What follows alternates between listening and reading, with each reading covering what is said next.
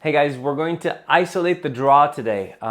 Specifically, I'm outside the waistband, but I think this drill could work very, very well inside the waistband as well. It's going to be a methodical, no speed involved at the beginning, just grabbing the gun out of the holster subconsciously. So how do we build that? We're going to do multiple things. First, we're going to be deliberate in the way we do it, deliberate in the way we move the support hand. Then we're going to do it eyes closed so that the support hand can get on the dominant hand predictably, reliably, and consistently every single time the gun comes out of the holster.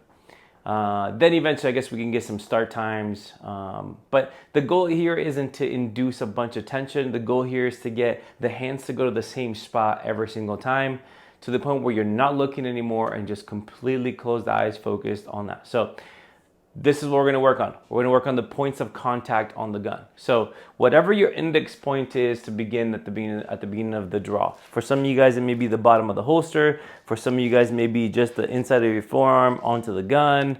Everybody's got different index points that you're trying to work on, and whatever, that's fine. The different shape of your body, the different shape of your gun, and the placement of your holster will be different than mine. So for me, if I am going to do a pluck draw, I oftentimes use my thumb and my index fingers kind of on the holster so that I can have a very specific starting point. And then I'm going to have my first point of contact is going to be the web of my hand right there, right?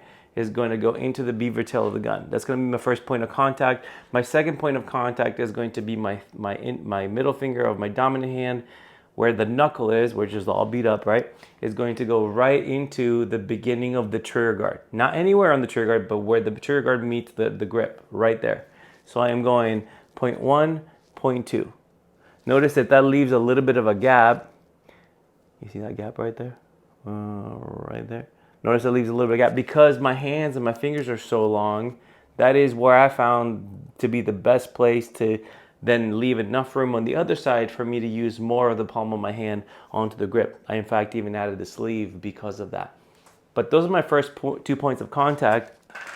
One of them is going to be driving into the web, into the beaver tail, my web into the beaver tail. Point 2 is going to be where my middle finger touches the trigger guard. Point 3 is going to be where my index of my support hand goes into the dominant hand, my middle finger of the dominant hand. So point 1, point 2, point 3.